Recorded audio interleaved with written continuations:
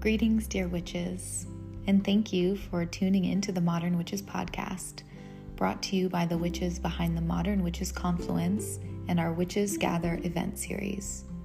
I am your host and Modern Witches creatrix, Casey Zabala, and I am here to offer this space to commune with the many multifaceted currents of witchcraft at work in our world. Together, may we collectively re-enchant our realities, both here and between the worlds.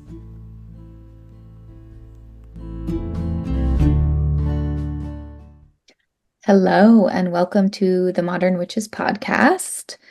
This is our Sagittarius Part 2 episode. We're beginning the transits on December 5th. I am here, Casey Zavala, with Mariana and Karima. Thank you two for being here. Thank you, Casey. Hi, everyone. It's so lovely to connect and be able to really kind of commiserate on these transits. It's I feel like whenever we record these episodes, we sort of trip into the energy, and it's really interesting to do that with both of you. Yeah. And it's crazy kind of how it's crazy kind of feel as we talk about it, what's gonna be like on some weird, like primal level experiencing these things, and it happens almost all the time. What is gonna be happening, we kind of feel it when we talk about it. Yeah, it's very interesting because we're all sensitive people, you know.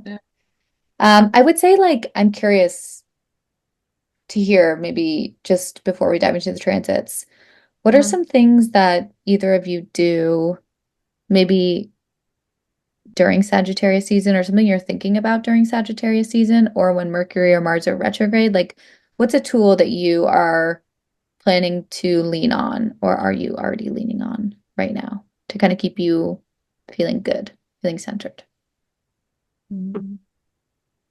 Such a like so many things coming into my mind right now. You know, it's like it's a whole episode, Casey. This question is a whole I know it is. It is. One thing though. One thing. If I just have to resume to one thing and connecting more to the witchy side of me, I'm an astrologer, I'm also very witchy, so I will like what I do like and what I notice that I use on my family or I advise more is an advice to my family and my friends is to utilize the element that the sun is in. So if it's like, because sometimes we get so wrapped up into the sign and what the sun represents and in what houses and blah blah blah and in your charts, but just connecting with the simple fact of what element it is. So if it's a fire, so it's more about creativity, passion, action, and so connecting to elements or tools that are related to the fire was going to be very helpful. If it is water, then more into the sensitive side, more into the emotional side, more into the intuitive side. So just knowing in which element is the sign or the season you're in will help you and guide you on what, like, how do you going to use your body and how you're going to use your mind to help you during that season or to get the most out of it or what you want to accomplish during that season. It's more about what form is going to take of how you want to do it. Like whatever you want to start to exercise and you're in fire season, you're going to definitely take that fire and do like HIIT workout, running and jumping and all that. If you're more into water, like you're going to just go more into the gentle, like more maybe yoga, Pilates, deep strength. Like I'm just giving like very short, like very example that are very image. But using the element, I think, is one of the best tools you can do when you use astrology and balancing what you want to do. I love that. Yeah, that's good. I don't think I am structured enough, but what I have been doing recently, and I think I will amp it up a notch with Sag season, is the body work. I was like doing all sorts of, because I sense this with Jupiter and Gemini and Sag rules. Sag is ruled by Jupiter. And that flight equality that I've been experiencing since like June or like May, since Jupiter entered Gemini, this Sag season, we will need to really find something that can, I will definitely need that, something grounding, something that's not gonna get me to fly off the handle completely mentally. And that is the body work. I think doing something for your physical body. I was going to this, because I'm at home right now, and this is a place where there are a lot of like healthy waters, mineral waters, and they do a lot of like alternative ways of healing and like body work. So you go to these spaces and they put you into this baths with specific salts and dirts. I've been doing that. I've been going to the sensory deprivation tank. I've been doing massages. I've been like just things like that, and they do help. They really do help. And I think this Sag season, with so many planets retrograde, especially important ones, like inner planets, I think like really finding ways not to fly off the handle would be my number one priority. Just have your like a vision. In order to have a clear Sagittarius vision this season, we need to be in our bodies. We always need to be in our bodies, but it's going to be hard this season to be in our bodies. So I think it's important. What about you, Casey? I love that suggestion. I feel like movement is so important. But I think that for me, I'm focusing a lot more on prayer and like active prayer, ritualized prayer. So working with specific entities and deities, and petitioning them, actively petitioning them. I think that's something that I do a lot with, incense and oils. Like there's a sensual component to that for me, which for me really connects me into like having a sensual experience, which for me is fire. So yeah. Yeah, definitely fire here. And prayer work, I think like for me, Sagittarius is like connecting with these like larger or maybe beyond human network that is always there to support. So these are abstract ideas, but they can also be relationships, that you have to nurture and attune to. So yeah. It resonates with me as you speak about this, because it has actually been hard for me. And I've made attempts throughout the Scorpio season to connect to certain entities and modalities, but it has been really challenging for some reason. And not because there's no desire, but there's something, and I'm like thinking maybe Sag season would be, it's sort of like, it's all about timing. So I'm like thinking maybe what you're saying is just not yet. And the time for that will come. And Sag season sounds like a really good time for that. We'll see. Okay, thank you for indulging my wild question. And we'll begin talking about the transits from December 5th through the 21st. And on December 5th, we have a Mercury Cazimi in Sag. At 14 degrees. Yeah. Well, Cazimi is always a middle point within the retrograde, right? So we are halfway through the retrograde at that point on December 5th. We've already kind of had experiences in relation to this retrograde that we had to reflect on and return to and reassess. And here is a big chunk of missing information that can be revealed or affirmed. What I find with Cazimis is not often that something new and something we never thought about, ever, is suddenly granted to us sometimes, but oftentimes it's something the most important thing is reaffirmed within our vision, within our desires, within our personal truth. Something is reaffirmed often within the Kazemi moment. Something like whatever takes like symbolic dominance over other things in our life or in the collective. And it's highlighted there. Yeah. I like using also Mercury Kazemi for ritual that I use around belief that are not true, or believe around myself that are not true.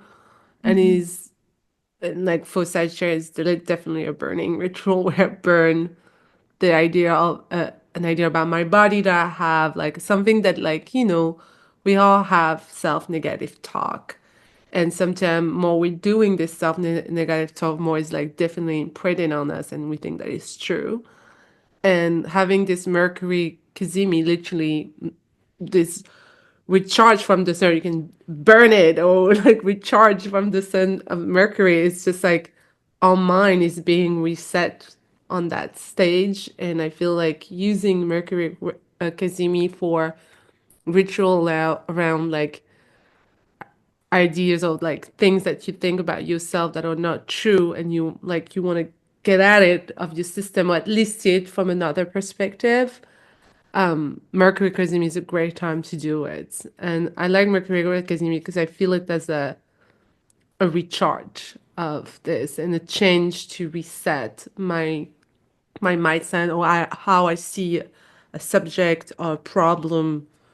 Or you can definitely use it in different ways. But when something bothers me and there's a Mercury Kazemi around the corner, I'm definitely going to use it at something where I can shift my point of view, shift the way I see the thing. And and here is in Sagittarius, talking about the first question you were mentioning, Casey, using the element, I will use the fire element for that ritual for sure. Yeah. I love that. It's Yeah, taking proactive approach. That's what I like it. Yeah, it's just like, like you want to putting in action, it's helping you also. Yeah. Yeah, and it's it's working with the cosmos, which I think is Yeah. a really something that we maybe take for granted as we talk about like astrology and astrological magic. It's like we're affirming that, Mercury has a place in our lives and that we are also connected to it and the sun, and we have agency in this world. Yeah, and I think that's an important thing right now with all these planets retrograde too. It's Like you like, said, there's like cycles, it's retrograde, it's a time to review, reset right.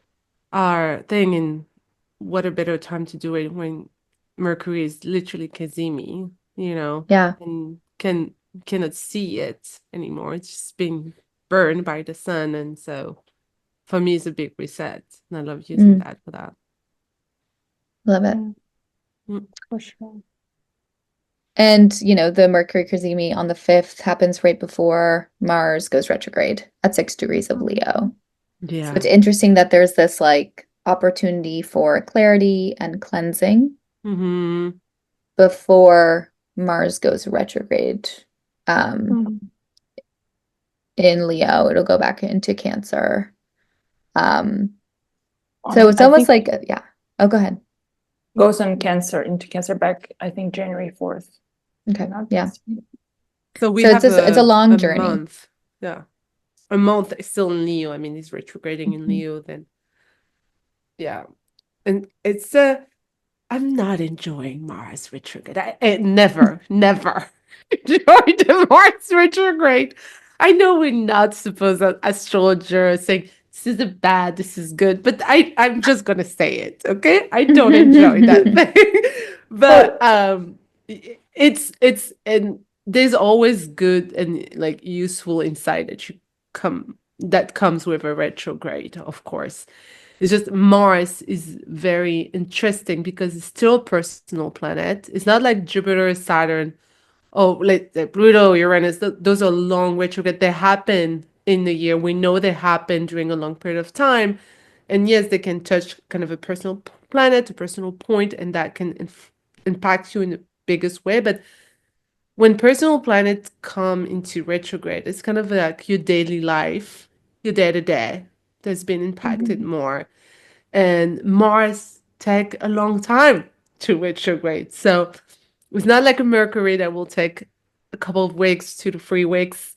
It's not the same way. And so because it's long, I feel like we feel it even more because it's on a day-to-day. And that is a personal planet. And it governs these like really central things to being a human in the world, like navigating the world, having vitality, having energy, like sexuality. We are in a Mars world. It's like you said, it's always asking us to move forward. What is your next things? What you're gonna do? What are you gonna do? Like it's always that thing. And hoping that this Mars retrograde can slow down wars. That will be a break. I'm not saying stopping because this will be I hope one day I'm just wishing this miracle, but at least slowing down, putting the brake on something. And basically because it started in Leo, we know Leo in mundane astrology represent kings, queens, leaders, influencers. So I do hope that on the positive side of this Mars retrograde, the hunger of conquer, the thirst for blood, the thirst for killing, it's going to slow down a bit.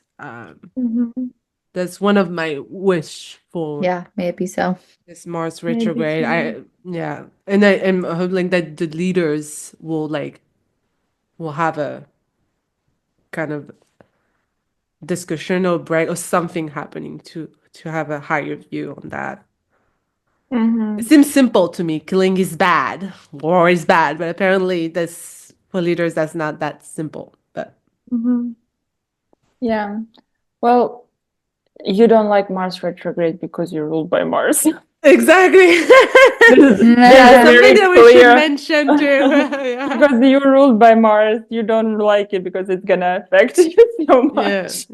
And affect me so much because I'm also ruled by Mars. So we're two Martians here. Yeah, for those Aries and Scorpios out there. Yes. So well, I force myself maybe, but I'm trying to look at this positively and be like, there is a cleanup, a burning, if you may, of something within our lives and within the collective. And this Mars is also so tricky because it is when it retrogrades through two signs, there is an energy of they almost merge into one in my eye in terms of the task ahead of us or the task before us. And that is this balancing between that our lunar needs and lunar reality and the solar reality and our personal reality. So that creative. So how can we have our needs met and have our wants also met? That is something that I'm thinking about with this Mars retrograde. Until January 4th, Mars will be retrograding through Leo. It will return to Cancer and will return into Leo again only in the spring, April, I think, of 2025. So just a couple, again, it's about burning away. It's about cutting out. It's about, again, choosing battles, how your energy is dispersed. Is it correct way of dispersing your energy? Because Mars is energy, how you use your energy. What are you afraid of? What can happen? Asking yourself those questions would be very good. Around December 6th, when it's turning retrograde, it's the most potent Mars. It's sort of this stationary. It's not going back and forth. It's just like there, lingering. It's a very potent day for, just be careful. It's still Mars, but just observe what comes up for you, especially if you have any placements in the fixed cross between like 4 and like 8 degrees of the fixed cross, especially for you. But this moment can feel anxious if we do not find Martian ways of expression. I don't know if you guys have any ideas about Martian ways of expression. Not war. Let's not do war. Yeah, scream into a pillow. Yes. Play music really loud in your car. Don't drive crazy though, which you probably could. Yeah, go running, exercising, kickboxing. Or at least walking. Dancing. Yes. I don't know, sharpen your knives. Just I love that. Yeah, it's my favorite. I love that. But I do that actually, like I love, like I like lay them out and I'm like shook, shook, shook, shook, shook, and I have this old That's the most Aries thing you've ever said. Yeah, the most Aries thing. I love it so much. It's very soothing. It's very soothing. It's so funny. I was just telling my mom yesterday. I'm like, Mom, I want to have all these things where I can cut wood, all these sharp objects that cut precisely things. And she's like, what? I need like a thing that sharpens wood, that cuts wood. And she's like, okay. Get ye an axe. Yeah. She doesn't understand any of that. She's like, what are you talking about? So yeah. I love it. Yeah, do something like that. Yeah, I mean, I love this. Mm-hmm. On the same day, Venus moves into Aquarius on December 6th, which means that it's also making a conjunction to Pluto. Yeah. I don't know. Casey sighed, she looks at that conjunction, is like, okay, welcome. Welcome, Aquarius. Welcome, Venus. Yeah, welcome, Venus, Pluto. Yeah, there's definitely like, I always feel like kind of a big shift between moving from fire to air. I don't know if you guys feel this way. But it's like, Earth to air. Or sorry, earth to air, excuse me. It's that kind of like impossible transformation from something that's solid to something that's non-physical or feels non-physical, right? So, I don't know. I feel like there's a way that Venus turns into this like fairy energy. I like fairy energy. Yeah. But our the way we express and feel into pleasure could very rapidly change. There's like a change in pace here, and an intensity with that. Yeah, it's a pleasure of observation, detachment, seeing beauty from afar. Go to museums. Removed quality to pleasure. It's sort of that pleasure of dreaming about the future, possibility of the future.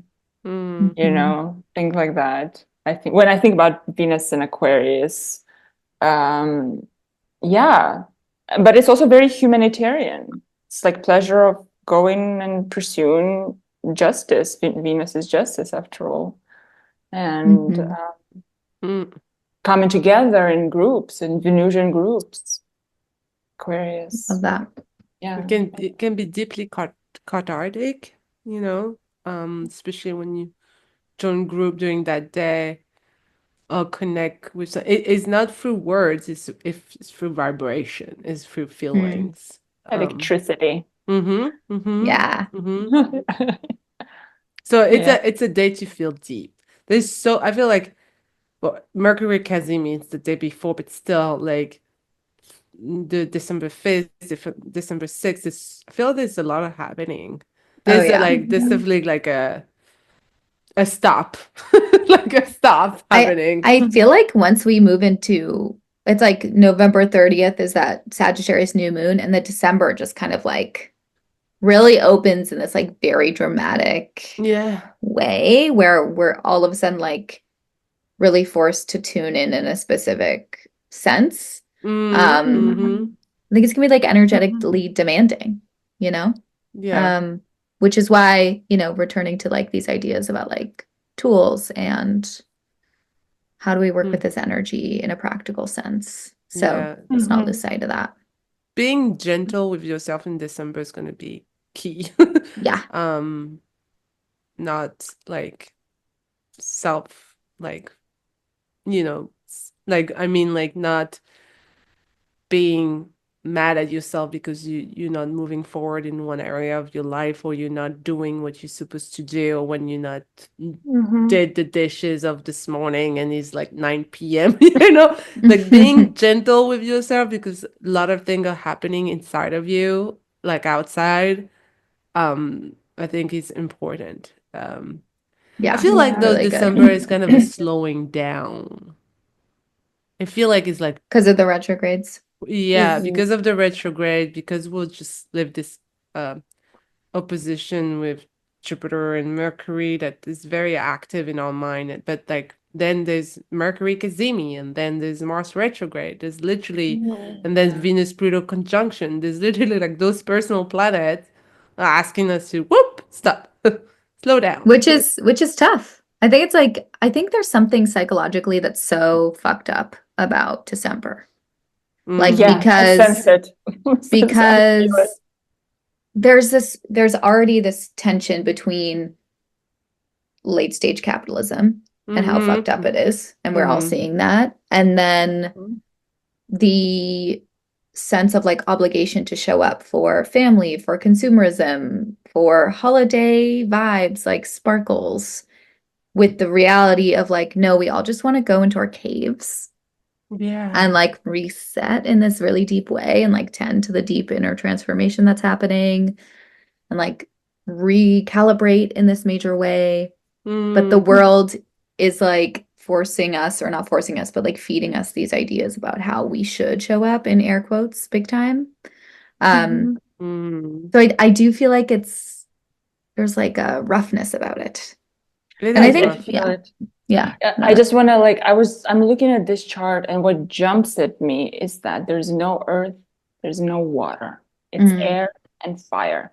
It's a recipe for, like Karima, you said, stopping, but stopping, not in like stopping and standing, but stopping and shaking like, I don't know, like crazy person. That's what it feels like. It's like we're like shock waves going through because we can't move anywhere, and we don't have. That's why earth and water, find ways to add earth and water into your life. Whatever it is, you add earth and water. Ground yourself, tend to your emotions. Like, I don't know, listen to the music that softens your body. Do something like that. It's so important, because like I'm looking at this and I'm like, when is the next ingression into anything remotely earthly? Or like, we have Uranus and Taurus, but it's in speaking about the inner planets, after Venus enters Capricorn on that December 6th, it is, and pretty much till the end of December, we are in the sun goes into Capricorn, and that's it. The sun, and that's it. So it's pretty ungrounded, if you ask me. So I do think until the sun move into Capricorn, which will be helpful, and it's gonna be that way. And like you said, stop and shape, because there's so much to do. Like, I just want to mention that you both said it. Like Casey, you said it's so much happening in the outside, but at the same time, we are in December. We want to recluse. We want to cocoon. Like, there's a need to come back to our body and ourselves. And that's what our ancestors were doing at this time. Exactly. But there's so much to do. There's all the gifts to buy. There's the Christmas tree, decoration, dinner. You know, it's fun. But when you have transit like this, that is not helpful to move out of, outside. It's hard. It's hard. It can be tough. Yeah, like, I think we need to reorient some of these traditions or customs that we're we've adopted because we thought we should adopt them, not because that they have any merit necessarily. Yeah, and celebration is I love celebration. Yeah. But what does celebration mean? Can we define, Mars and Leo also, define celebration for yourself, please? Redefine celebration, maybe. Like, what is, during this holiday season, Mars is retrograde in Leo. We ought to almost like, is this wise to spend your energy on this? Oh, I love celebrating things, cooking for people and having the loved ones near you and, you know, having these moments. But this excessive approach to all of this is too much. It's got to go. It's not sustainable. Totally. It's like, just create your own. And you don't need to rise to anyone's expectations here, but your own, Mars and Leo. Love that. Well, on December 7th, this is like the week that keeps giving. December 7th, the sun is opposite Jupiter at 16 degrees of Gemini. I like this one. That's the only one I like it. It's just Karima, this is the only one I like. I'm not a good astrologer in this episode. This is good, this is bad, I don't like it, I like it. This is not what we want to hear. But you're allowed to have an emotional response. We have an emotional response. And if you don't have one, it would be weird. Yeah. But I do think he's giving a little bit of freshness and hope. And it's good. Sun is in Sag. We need that fire, that hope. Like you mentioned it in the first part of the episode, Mariana. It was about hope when you feel sad, when you have sun inside. So I like that. I like to have this little bit of light coming up after all this. Mercury Kazimi, Mars retrograde, Venus conjunct Pluto. So yeah. It's intense. Yeah, this cycle I just looked up earlier. It started around May 17th on the conjunction between Jupiter and Sun in Taurus. And now there's an opposition in different signs. So Jupiter since then moved into Gemini and Sun is in Sagittarius. So it's like the end of the cycle happens on different axes. But yeah, it's sort of like, what did we choose as in Taurus part, what did we choose back in May as a grounding, as a intention around stability and safety and values, and where did it bring us? What's the result? What's the outcome of that hope? What we hoped happened? How much of that happened? Things like that. It's sort of like reflection. This opposition seems to me as a reflection on hope and expectations. Yeah. I like also this for connecting with people too. Yeah. When Jupiter retrograde is a chance to connect. It's a chance to have fun on a bit. Reconnect to someone you haven't. Yeah.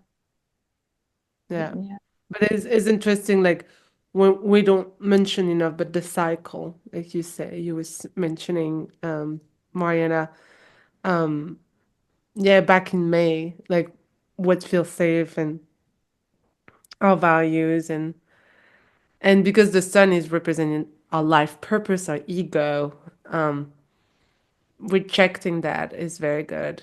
I like it. I like that we always need to check where are we in our process for this. Yeah. Something really came to me right now with this opposition in terms of, I'm like, because Taurus is so much about stability and safety. And I'm like, how much of what we perceive safe and stable and granted with Sag and Gemini position is actually how safe it is to bet on the things that we perceive as safe. I don't know if I'm making myself clear, but it's sort of like there's something within what we think. Yeah, exactly. So something within what we thought as that. Is it that safe? Do we need a broader perspective here? Sun and Sagittarius. Yeah. Like what we used to think was safe maybe is no longer provides that safety for Yeah. us. Yeah. Interesting. Yeah. Yeah. So the next transit we wanted to touch on happens on December 15th. So just a week later, we have this Gemini full moon at 23 degrees of Gemini. Yeah, I'm like looking this up right now. Yeah, it's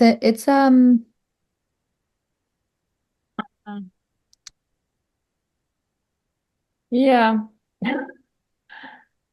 I don't know. Gemini full moons are hard for me. I don't know. I'm not, I guess I'm just gonna pull a Karima. But I find them difficult. I do. I feel like, especially with where we are in the world, and maybe this is like, I don't know, I admitted that I purchased like 3 different courses when Jupiter went into Gemini. So like maybe it's like my issue of like corralling the Gemini energy is hard. And I feel supremely scattered usually with this kind of energy where it's like, look at everything that you could have access to. Look at all this information that you could do something with. And then I'm like, I have 1,000 ideas. How do I ground? How do I, what am I clear about in this moment? I feel like it presents confusion to me. But it is also going to be, I the confusion is going to be real. Like you mentioned, like it's real because Mercury still retrograde Yes. and is the ruler of this lunation. So confusion on how to ground or how to pick up the need, like the things or topics that we really want to focus on. It's still very confusing at the time of the full moon for me. But our emotion can be very unstable at that time, and we can feel even more scattered because the full moons kind of agitate us. Yeah, especially with the trine between retrograde Mars and retrograde Mercury. Yeah, yeah. And so I do think there's this helpful trine with Mars, even if both are retrograde. That is sending a message that like because it's retrograde, it's gonna take time, and that's fine to figure out maybe things along the way. And usually Mars is like the now, Mercury, those are 2 very fast planet, fast pace. Like Mars is heat, wants to go fast, it wants to move to action. Mercury is ruled by air sign. It's just like very fast. It can go to the heaven, it can go to the our world, it can go to the to the oh my god, help me. Underworld. Thank you. To the underworld. So it's a fast energy, and both of them are retrograde. So I do think this full moon can like push us and feel us even more scattered and even more like disturbed on where we need to pick and choose in our life, depending of where this full moon is hitting you in your chart. But the personal planet are with us saying, it's okay.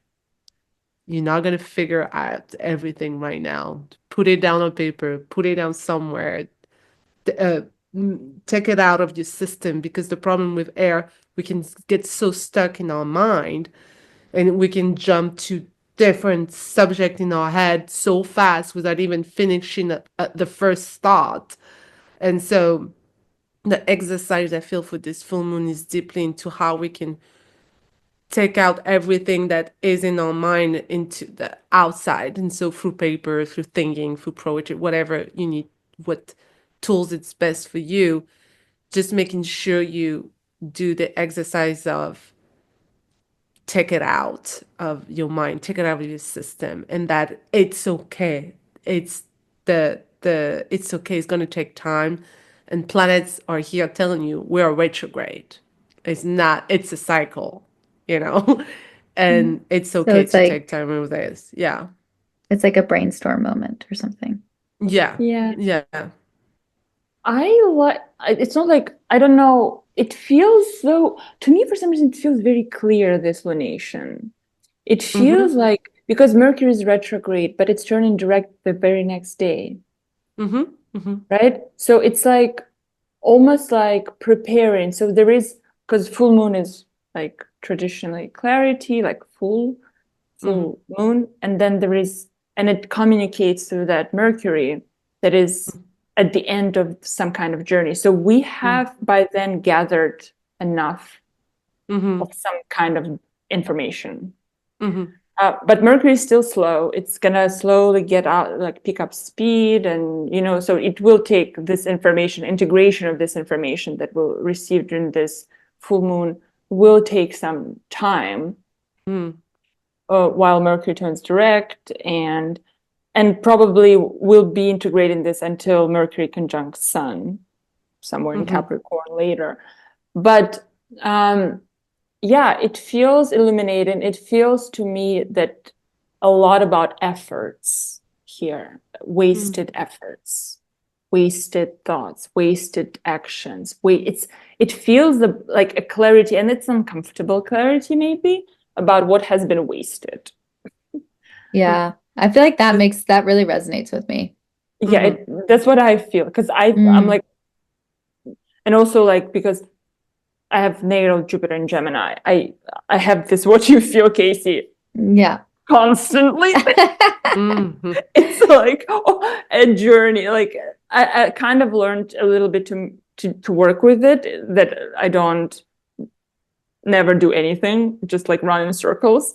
I do sometimes something, but it's difficult. So here it's like reflecting on running in circles in the places where you shouldn't be running in circles and wasting your breath.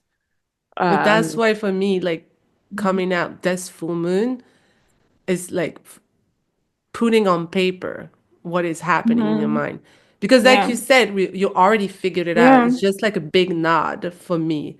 I do think you're right about clarity. That will bring clarity, but on the day of the full moon or around, that's not going to be clear for me. It's going to take, and you also mentioned that just the day after, stop retrograding, and it's going to take time to move back forward, but we have to stop.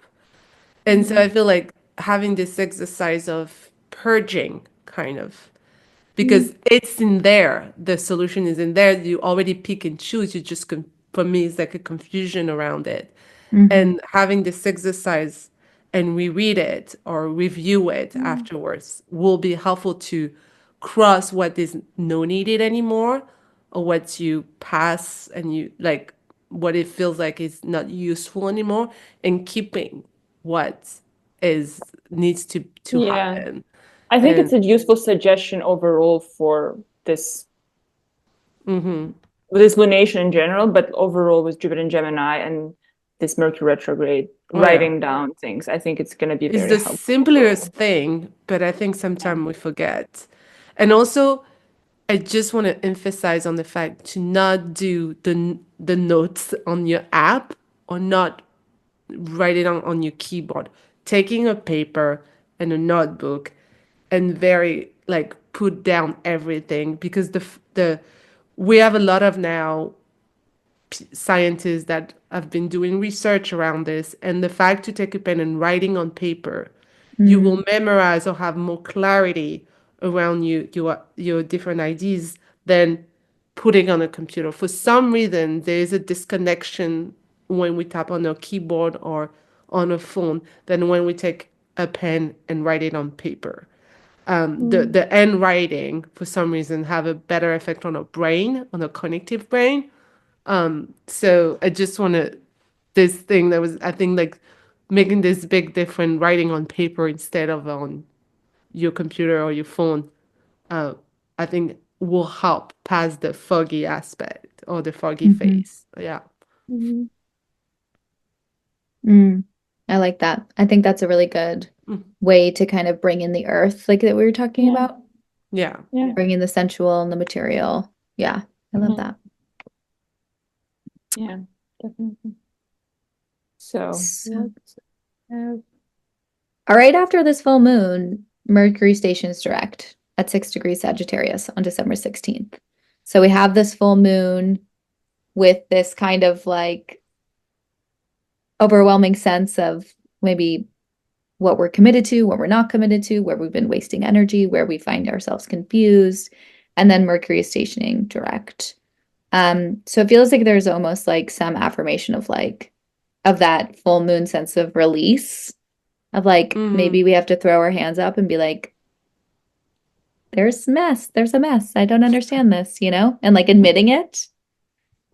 Yeah, there is a mess. For sure, there's going to be a mess by then. By then, there might be some messes. More and then mess Mercury. than now. Yeah, exactly. And then when Mercury stations direct, it's like, that's the moment when you're like, okay, maybe I can like actually move forward towards resolution, towards some kind of like rebalancing, some action, perhaps. To a sense of vision. Because like, yeah. why we're talking so much about this Mercury is because we know it's uncomfortable in Sagittarius. It's not his strength. It's not at this full potential, So when he's going back, Mercury using, I don't like to, I use the word a lot, using, but I don't like to use that word, but utilizing Mercury into Sagittarius in the best way. It's not really into the details, but more into the vision. What is the vision? What it makes you feel like? Are you feeling happy? Is it this idea? That are you embodying this idea and feeling joy or not? Instead of like knowing, am I going to be able to do this and when and how? And it's less about this. It's more about, do I see myself? Is it clarity? Is this the vision, the big vision, instead of the little details? Am I going to make it happen? Is it possible in more details oriented way? If this makes sense of what I'm saying. Yeah, no, it does. Totally. Yeah. Even I'm like thinking right now, like, because I'm traveling in December and I have like some dates on when and where I'm going, and I'm like trying to decide it right now. And like it's almost I have to stop myself and be like, you're not gonna rationally decide anything at this moment. Like just logically arriving somewhere with Mercury in Sagittarius, you got to arrive there by this, like you say, vision. Like, does it feel right? Do I see myself there for that long? Do I see myself, like asking this sort of more, is it true to me? Does it feel true to me? Right. Make these choices, do they feel true? Yeah. So because then you have Mercury going to Capricorn, and then the work, the work can begin onto that. I feel like, yeah. In December, don't do anything. Don't do anything in December. Never. Don't. December's for sleeping and exactly. dreaming. If someone asks you anything, you say, no, I'm not doing it. Like, oh, I wish we could do that. I do wish we could all do that. Yeah, oh my God, the world would be so much better if we do less of Rest, whatever. collective naps. Collective naps. Siestas. Yeah. So, all right. Yeah. The last one we wanted to talk about. The last one is Sun square Neptune on December 18th. In Sun in Sagittarius squaring Neptune in Pisces. So we have a Jupiter ruled square here. And so there's the different approaches to Jupiter looking at each other. And one is, so the creative resolution between our relationship to the divine, to then see, to something beyond ourselves. Because there are, even if we look at the politics of the day, there are groups that are like finding their divine through organized, more dogmatic ways. And there are others who find their ways through more less dogmatic or less organized ways, more Piscean ways. And there is something, if we speak about social reality of the moment or just what's happening in the world. There are two different approaches to divinity that might be clashing here, and in our personal lives, different approaches to how we find that connection. How is it, how organized, and where do we fall in tradition, and where do we fall into the trust that we do not know all the answers and read all the books about this? Right. Something in that realm, because this is, Neptune it seeks that that connection most of all, but it's also eager to fall into some kind of self-deception. If not careful. Yeah. Well, our boundaries can be tested in that day. Yeah, I feel like it's easier to fall into that deception because our boundaries are so fluid or porous. Yeah. So like something that you used to know how to protect yourself from can be like a little bit not strong that day, around that day. And Sun is leader. I always, when I look at the Sun, I look at leaders. There are many leaders. Neptune is information. Neptune is sometimes when Sun square Neptune, something can be coming to the light about Neptune, about deception. Neptune is also, when you read about Jung, and those who also astrologer and study Jung, they usually refer Neptune to the collective inconscious. And what you're saying, which was really interesting, Marina, when you see the Sun as leaders and having the collective being kind of a square where leaders, I feel like there's a collective inconscious like that, like maybe can be against, power, that type a certain type of power.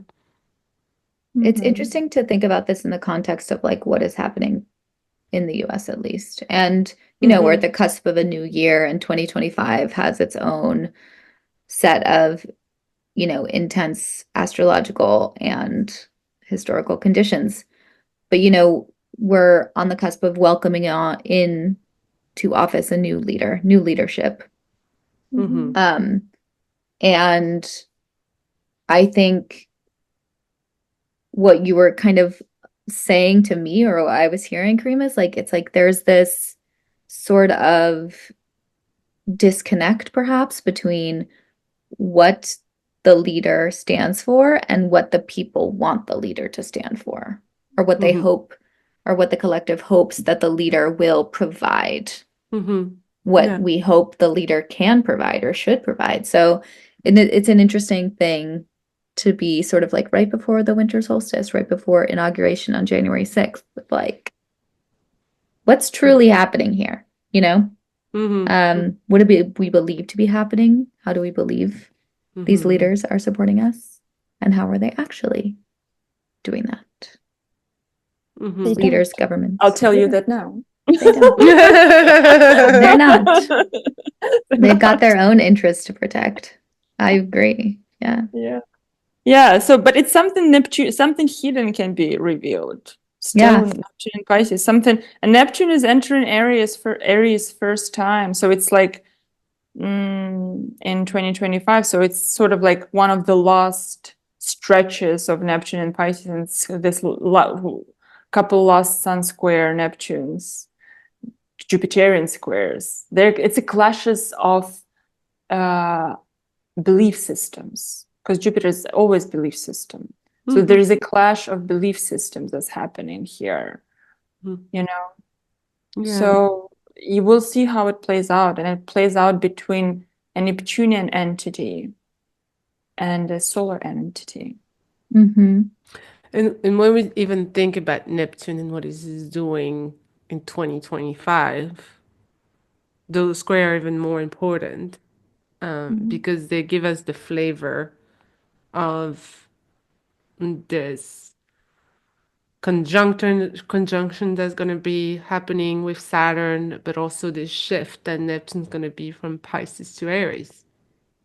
Mm-hmm. So I do I do think we should like look into like the last aspect that a planet is doing, especially when before a shift, because it's kind of the last messages that is embody that planet and carry over the next stage. So yeah, those squares are important. This square is important. Yeah. It'll be interesting to see how it plays out. Yeah, but energy is low. Sun is Energy is low. I feel like we all just got that. We all just downloaded that. I felt it. I felt the deep. We were not sparkling with energy in any case, but like by the time we started talking about Sun square Neptune, it we were like, woo! Yeah, but I do want to remind folks that we're nearing this solstice, the shortest day of the year as well. So it is kind of like energetically, energy is low, and maybe we should just like fortify, tune in, when the sun moves into Capricorn, it's the shortest day of the year. So it's time to just like be with the dark, be with the dreaming. Yeah. Tend to your body. Tend to your body. I feel even more like now that we talked about all this, I'm like, really get your body fortified as well. Yeah. It's going to be electrocuted metaphorically through the happenings. It's going to feel a lot like, and it wouldn't know where to go if you don't create something where it can go before December. Yeah. So we'll be doing a special video podcast for the solstice. So we'll notify everyone, but definitely be sure to tune in for that on our YouTube channel. And we will also be hosting a Coven Circle on December 15th for our Patreon members. So if you want to commune with your fellow witches and, tune into the energetics, do some collective divination, we are always there for you. So you can find us on Patreon at Modern Witches. And do you all have any other upcoming things? Wishes, hopes? Love, strength. I don't know. Just trust that everything is happening in the right timing here, and do not force something that's not to be happening when it's not meant to be happening, especially this December. Yeah, keep listening. Yeah. Nice. All right. Well, thank you both. That was amazing. You. And thank you so much for listening, our dear audience. Please feel free to send this episode to a friend who might benefit from some witchy astrological musings, and we will connect next time.